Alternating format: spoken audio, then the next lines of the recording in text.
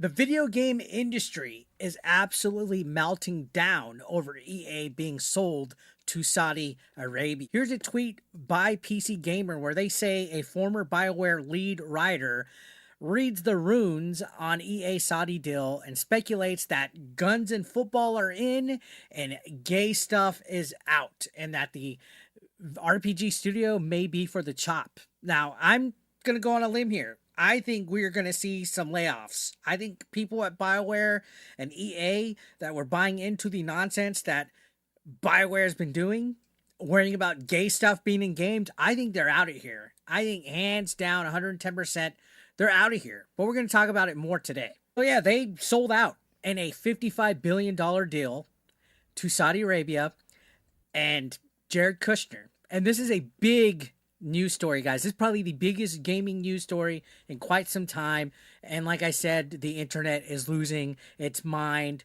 They're saying guns and football are in, gay stuff is out.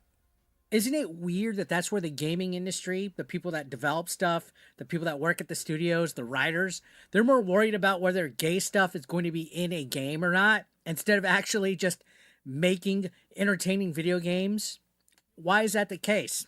Anyways, like I said, developers are calling this whole situation an FU to women and LGBTQ employees.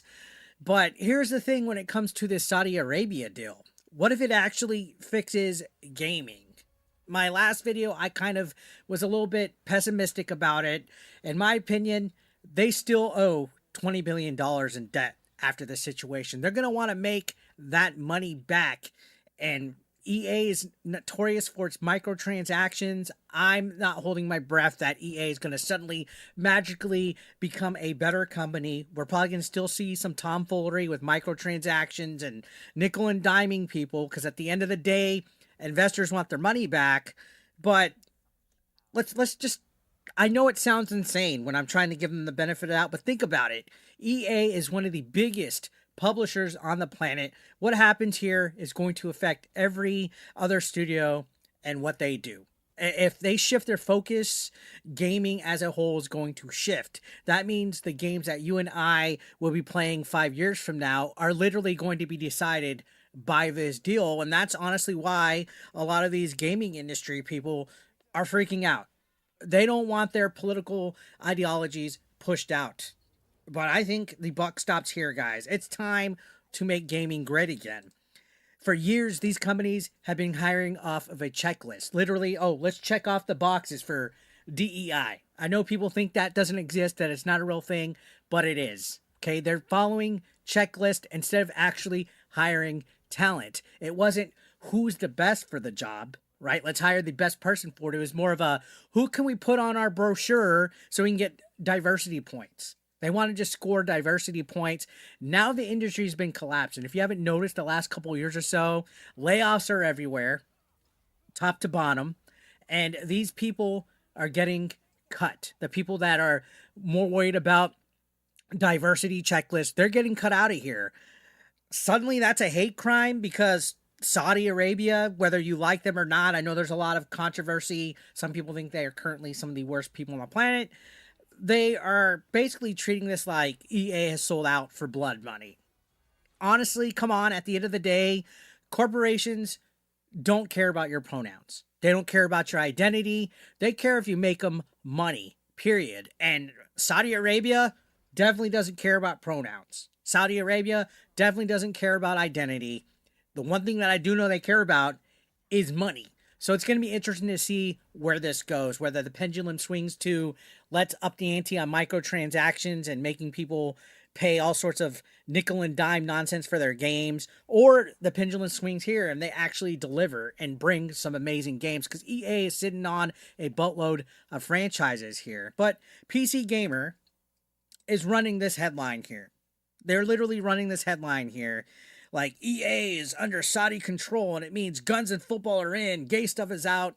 BioWare veterans, they're panicking that their studio is about to be chopped. Whether they want to admit it or not, guys, they're in a panic because they've been screwing around.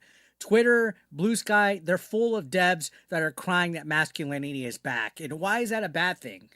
You know, you got gamers sitting here like, wait, are you telling us that EA might actually shift focus on making games fun again, because that's what it needs. But they hide it behind that whole, oh, it's toxic masculinity buzzword and all that nonsense, instead of just focusing on entertainment. Let's be honest here, though. BioWare hasn't been BioWare in a long time, guys. Anthem was garbage. Andromeda was a joke. Dragon Age is literally on life support. If the new owners are cutting the fat, if they literally are wanting to make a difference, they cut the fat, the slop, they stop forcing politics into everything. Maybe we can finally get action, competition, and games that people actually want. Isn't that a novel concept, making stuff that your consumers want? Now, of course, here's the catch. These same investors, like I said, could easily go the other way. Imagine EA's cranking out multiple Maddens a year suddenly because they want money, and it's monetized to hell and back. That is literally a nightmare scenario waiting to happen here.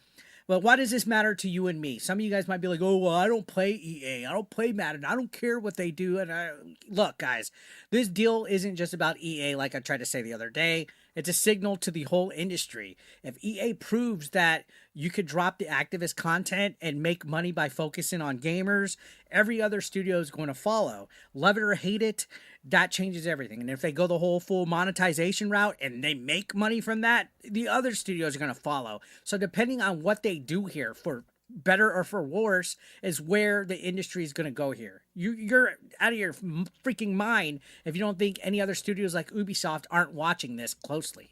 Again, this is like the biggest news in gaming right now. This literally changes everything. Ubisoft, Capcom, Square Enix, you name it. All the third-party studios out there, they're looking at this situation because $55 billion is no joke.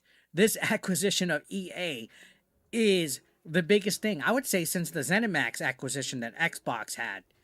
Things could change, and they could change rather quickly here. Again, it's not going to magically change overnight. If this company changes for the better, we might still have, give or take, at least 3 to 5 years from now to see some major differences here. But think about how Saudi Arabia works.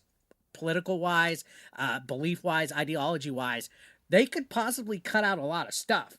And I just find it funny that these journalists and these developers are more worried about gay stuff being cut out than actually making good video games. So, yeah, I mean, what do you think?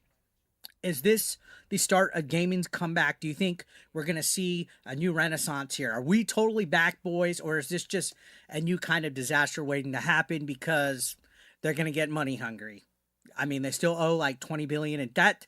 Do you want more shooters in sports games, or do you think that this is going to be the death of creativity here, that they're going to go full monetization, they're not going to even care? EA is going to be EA no matter who owns it. I mean, I'm still pessimistic, but I can hope for the best. Let me know down below, guys. If you want more breakdowns like this video, don't forget to hit that subscription button. We're on the road to 96,000 subscribers. Don't forget to hit that like and dislike, and I will see you guys on the next video. Thank you for watching. Take care.